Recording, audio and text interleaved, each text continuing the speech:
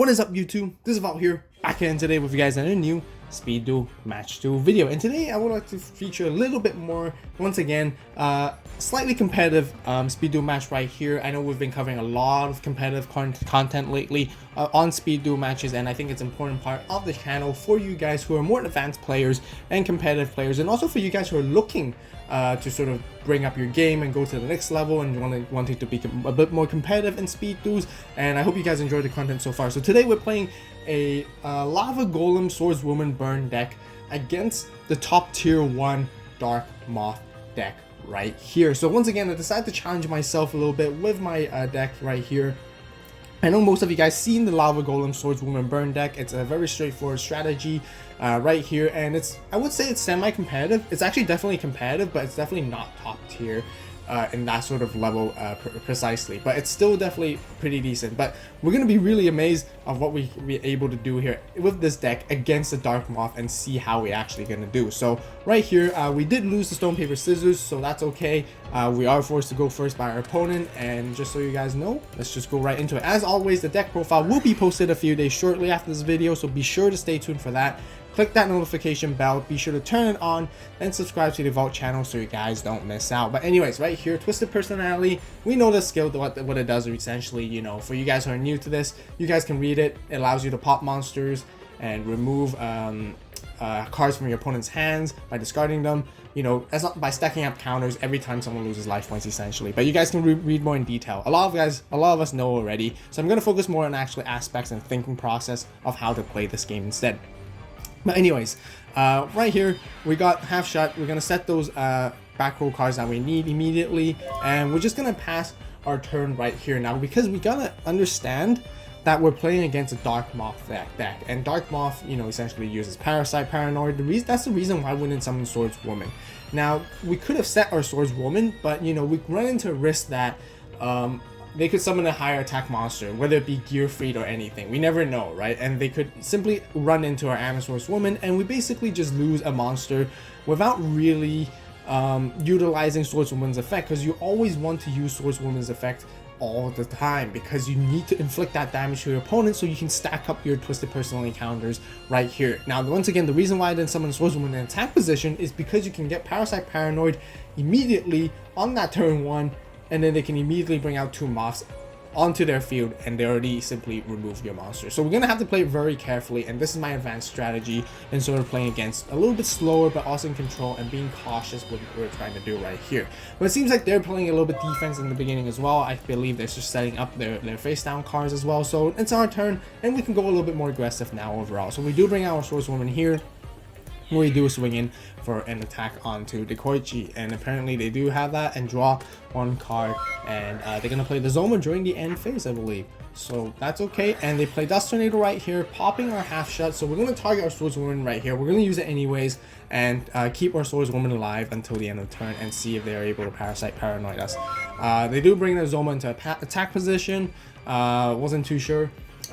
Maybe because, yeah, we can't swing over it now because it's in a higher attack. So passing back to us, we got Zoma as well in the deck. Really powerful meta card, I believe, and we'll pass back to them.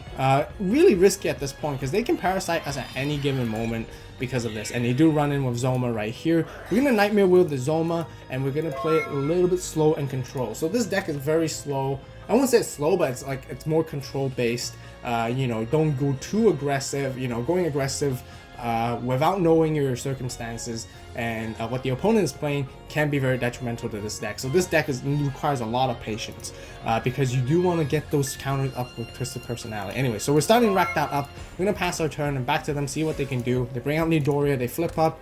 I think they're really looking for a Parasite, and I don't think they're seeing it in their hand just yet for whatever reason it is. But we're gonna stop the Nidoria attack because we don't want them popping our Swordswoman, and then it forces them to end the turn right here. Now, it's really great for us. We do play Mask of Curse. Some of you guys don't like it, but I think it works very well, especially with Lava Golem. Lava Golem is the boss monster of this deck, I would say. But then Swordswoman is also the heart and soul of it, so they combine really well together. Once again, dealing another 500 damage on the standby phase, giving us a second counter right here, and we're actually going to use the skill to rip a card off their hand, and potentially we're looking to rip off either a Moth or a Parasite, which really gives us the upper hand advantage. So we're going to choose the middle one, and it turns out to be Gap. Still a really good card to rip off. We really want to get out the cards off their hand as quickly as possible. As if we can get into Parasite, that will be even better. But anyways, we're going to go into battle phase. We're a little bit slow once again, pressuring a little bit. We're not going to get too excited with our Lava Golem just yet. And then we'll deal some more damage to them once again. A little bit slowly, but surely. They do play another Zoma right here. Once again, I didn't want to play Lava Golem straight away. And it's important to be patient, is because, for example, now we can use our Lava Golem against the Zoma and Eudora, which is an even better target to actually tribute off and to remove their monsters, rather than just for Dekoichi, because the Dekoichi doesn't do them any give them any advantage and any purpose ever after it's flipped face up, essentially. So they're going to go back aggressive again, trying to attack into us. So we do they do take that damage, and then we get another counter. We'll take that one as well, so we can gain 3 counters on top. Now we have even more options, which is really great. So they take another 500, which we don't gain another counter because our maximum is at 3. So we're going to use 2 to basically discard another card off their hand. We're going to start slowly depleting their resource, and we're going to basically do this. And now this is the perfect time to be playing the Lava Golem, because now that we removed 2 really essential powerful monsters on their field, off their board, and given them this overall. And then now we're going to play the Massive Curse, because I mentioned before earlier, it works really well because when we can equip the Lava Golem, stopping it from attacking and basically inflicting 1000 damage to them every single turn. Now they take that again, get another counter. You guys can see how patient the patience it requires. You know, you got to be slow, you can't get too excited. But now with Massive Curse and Nightmare Wheel, double burn. Now we get more counters once again. We're going to rip off, remove 2 counters. Since we have those monsters in check and control, we're going to keep ripping cards off their hand and deplete the resources from there instead. And then right here, we simply easily won the game. So yeah, once again, you guys can see how it takes a little bit of time. You guys have to be really patient once again. I know I've been saying that throughout the entire video so far, but it's really crucial. It's an important tip when you're playing this deck. And we actually took the first game against a Dark Moth deck, so I'm pretty impressed. Anyways, moving to the side deck. If you guys want to check out the side deck cards, be sure to stay tuned for the deck profile. We'll be coming out shortly with the full side deck as well. But right here, we didn't really side much in, I would say. If we do run into any cards, I'll let you guys know. That's a side deck sided card. So right here, we are going first this time. Once again, we went first the last game, so we're going first again right here because we won, and that's okay. So we're going to set up our back row once again and pass our turn. Now Zombina is a great card because it always helps you recur your Swordswoman. That's really the main goal of it. So never ever play it when you don't have any Swordswomans in the graveyard, unless you really have to. And it doesn't make any sense to do so right here anyways. So we're going to pass our turn and see what they're going to do here. They play out the Nugdoria, which is fine. You know, it's 1200 damage, so we don't really want to take that anyways. We're going to play the Nightmare Wheel right here. We have Zoma the Spirit to help us out later on as well. And we got a top deck of Swordswoman, which is really good. So we racking up counters once again. We're going to put Swordswoman straight into attack position and basically pass for turn. Now this time I play it in attack position with confidence, because we clearly know we have Zoma on the field to help us protect if we were to get Parasite Paranoid by the off chance right here. And here's the reason why. But they do play Dust Tornado, getting rid of the Nightmare Wheel, and they do want to try to swing in with the Nugdoria, getting rid of our Swordswoman right here. We do let them do that at this point. This is nothing that's going to stop them, so it's going to pass back to our turn. So we're keeping our Zoma right here, sitting there for the time being, just because we want to wait it for the right moment. If they do bring out Dark Moths, it's a really good time to bring that out, rather than just like using it for no reason aggressively. So once again, it's the patience game that you have to play carefully. We have Zombina as well. We can set that, put it in defense. You know, if it gets destroyed, we can bring back Swordswoman once again. And always, we want to rip cards off their hand, and we do rip off a Dark Moth, which is really big for us, because now that basically mitigates the OTK potential right here on there.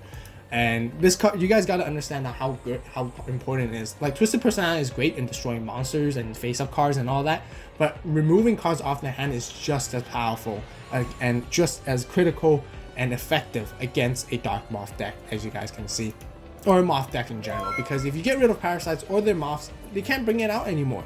It's not as scary as it is, and so they are basically sort of, it seems like they're a little bit pressured now, because they really need to see the card in their hand. They don't, you know, they can't parasite us. Doesn't seem like they want to parasite their own monsters either, so they run into us and start attacking into our face down monster. They take damage. You know, Zombina has a pretty decent defense points against these guys at the moment. So right here, we're just gonna go ahead and play our Lava Golem and go even more aggressive. We essentially tribute both of them and bring out the Lava Golem in defense, and now we have a Zoma, Dust Tornado in the backup. We also have Sphere Kuribo, which is totally fine, and we're gonna start going a little bit more aggressive against them. So they do finally got their Parasite right here, but yes, we play Dust Tornado, and I forgot to mention earlier, Dust Tornado is one of the side deck cards that I kept in the side deck to side in. I would say. Not like actually, I think I sided in more. I think I keep a few in the main deck. I can't remember particularly, but you guys can stay tuned for the deck profile as I was making this video. But anyways, Dust Tornado, very, very crucial because we're going to counter that Parasite right here so they can't summon the Moth. You know, they don't have one from their hand, so they play counter with another Dust Tornado right here to see what our face down card is. Turns out to be Zoma. But they do tribute the Lava Golem and bring out Gap the Divine Soldier. So there's a lot of play arounds that their deck really has, which really showcases the top tier deck potential. But right here, we're confident that we stopped their cocoon, their early cocoon at this point, and it's just really, really, really great. And okay, so they attack into our Zombina, which allows us to bring back our Swordswoman, which is fine. And then now moving back to our turn, we have 3 counters on Twisted Personality. We can just pop that monster. It's definitely more crucial to pop the Gap the Divine Soldier because it's definitely difficult to deal with, and we can swing in for extra free damage with Swordswoman right here. And now they're only down to 1 card left to play with, and it's really important because the reason why we're able to get all the way up to here is because we've been always discarding cards off their hand as much as we can, and now they got no resource left to play. And essentially they have nothing on their hand, and we're gonna just bring out another Swordswoman, swing in for attack. They got Sphere Kuribo, great, but it's not going to do them justice right here, so we're just going to swing in and they do take it, and they basically win the duel right here. We managed to 2-0 against a Dark Moth deck. Now, of course, once again, you know, this deck is not always that powerful against Dark Moth. It does require a lot of patience and strategic thinking. If the opponent thinks strategically and patiently as well, and they sort of understand what the goal of Swordswoman Lava Golem deck is, they can easily play around it as well. So it really comes down to sort of like a knowledge skill matchup in terms of playing against this deck. But of course, you know, the Dark Moth deck does have an advantage because it does have a much more powerful and reliable skill overall compared to Lava Golem Swordswoman. But you know, I hope you guys enjoyed the speed duel match right here. Regardless, we managed to 2-0, so I'm really, really proud of this deck regardless, and I would definitely flag it as competitive. Definitely not top tier because I just to straight up let you guys know, we played against other Dark Moth players and